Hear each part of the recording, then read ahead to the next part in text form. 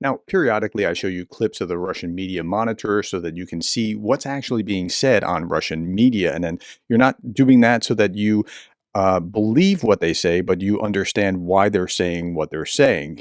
So, what we're going to see here is a really interesting conversation about economics and how the sanctions are affecting Russia. But more than that, how the sanctions are affecting the political state. And there's going to be a digression because we're starting about halfway through this video. And before this, they had talked about Trump, and we're talking all about other international issues, but particularly about Donald Trump. And they digress for a bit, and then they go back to the sanctions. But how sanctions are impacting Russia is really interesting. And I want to get your thoughts about this, but I want to inform you as well to show you they're really worried about this kind of thing, about both the economics and about the politics that are impacted by the economics. So special thanks to the Russian media monitor, as always. And here we go. We're going to pick up about halfway through this. The United States just announced new sanctions against 30 Russian oil fields and companies. The U.S. Department of Treasury announced this. Energy companies were sanctioned. A total of 200 entities and persons. Perhaps this year we will really achieve what we've been striving for. Denazification and demilitarization. Like, that's what you take away from that you've been heavily sanctioned again. Now, I've talked about how sanctions don't work in a different video about alone sanctions don't work. Like, you can't just rely on that. And before the war, we seemed to rely on this as if this was all that was going to be there. Like, you didn't even need to arm Ukraine. We just sanctioned Russia. Well, okay, it turns out you need more than that. But sanctions can have an extra added emphasis to your policy in order to help Ukraine or to defeat Russia. Okay, regarding what Trump says about a meeting with Putin, I want to correct him. Putin didn't make any public statements that he really wants to meet with Trump. He just said, "We never refuse to meet with American presidents. They are the ones who refuse to meet and sign deals. They forced Zelensky to sign a corresponding decree. Everything that is happening right now is for the better. The final slap is the ruling in Trump's court case by the Democrats. The American president is now a convicted felon, but since he is president, they let him go free. It's an interesting point in history." Okay, so this little bit, as they're supposed to be talking about sanctions, to go back and slap at Trump, I don't understand why they would want to slap at Trump on national TV, except to be more alpha. I mean, I think that's part of what's going on here. And to his point, Trump is actually a felon. I talked about this the other day. The court system in the U.S. doesn't really want to upend the will of the people in an election. So the judge dismissed things. He's still a felon, but he is not doing any time for this because he doesn't want to interfere in the election process, because the greater sin would be to interfere in the election than to do something else over here. It's the same reason that, like, if you were in the state legislature, I don't know if it's true in every state, but like when I lived in Virginia, in the state legislature, a member of the House of Delegates or a member of the state Senate had a non-arrest card. They could not be arrested by a police officer. And the reason was that it was a greater problem if the person trying to make the laws was apprehended on a way to make the laws than to be arrested. Now, they could still work out the legal process, and any politician doesn't want that kind of bad publicity, so they're going to work through the system. But they couldn't keep them from getting to the floor of the legislature. That was the point of that non-arrest card. Okay, let's keep going. An unconditional release, a very interesting court ruling, an amazing court system. They've asserted that everyone is equal under the law. But it turns out that no, not everyone. Trump is guilty, but was not punished. And again, the reason for that is that it's a greater problem to overturn the will of the population that already factored in what has happened in these court trials and still voted for him anyway, as opposed to working out the sentence, which a good fraction of the population sees as lawfare, that they weaponize the courts in order to go after Trump.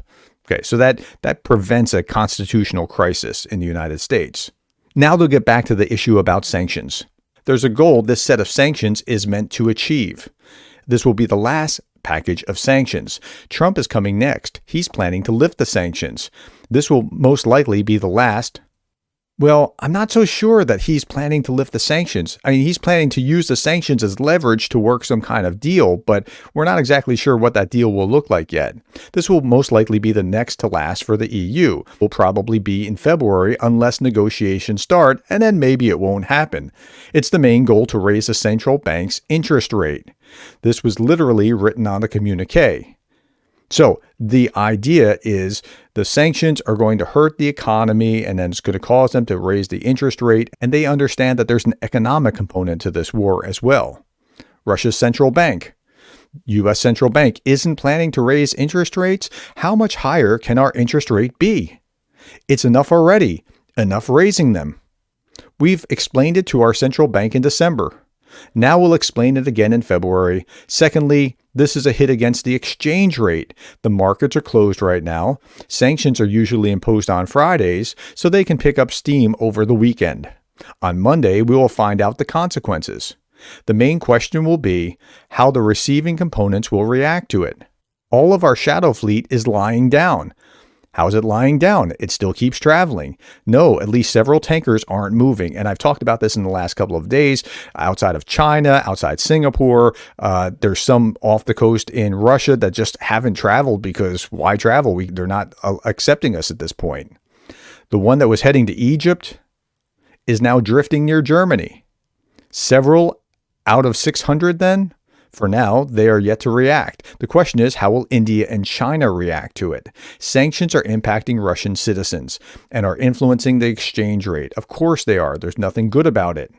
But it's kind of a hit that can just... But this kind of hit can't destroy our economy. Oh, but it can really hurt your economy. So India and China are reacting to this by not allowing that oil. That's increasing the price of oil in the rest of the world. And we'll talk about that in the very next video. This is the strongest hit that could have been inflicted before the departure from an economic standpoint. It's hard to imagine a stronger one. This is extreme. It's considered to be the harshest kind. From this standpoint, it's important to react correctly by controlling the exchange rate starting Monday. This is most important. Secondly, we have to build up our logistics. We've suddenly discovered that logistics are extremely important. What happens next week is most important. First, the Iranian president will be visiting from Wednesday until Saturday. Now, keep an eye on that because what that deal is, if it's just a normal deal, we trade this, you get that, that's one thing. If it becomes a North Korea or Belarusian style, I've got your back if you got mine kind of military compact, that will be the end of Putin. It's extremely important because of their current situation with Azerbaijan. Also for Trump, Iran is extremely triggering. That's what I just said. The situation with Yemen is also escalating. It will be bad if our negotiations are disrupted because of the Middle East. Secondly, starting on Monday of next week, are you proposing to cancel his visit? No, it will happen. The Russian Federation is planning to sign a strategic agreement, a partnership. Are you proposing we cancel our plans for the sake of something hypothetical? No, Iran is canceling our plans. They don't want to enter into a strategic partnership because they're hoping that the nuclear deal is restored. The Middle Eastern tract will be very important next week.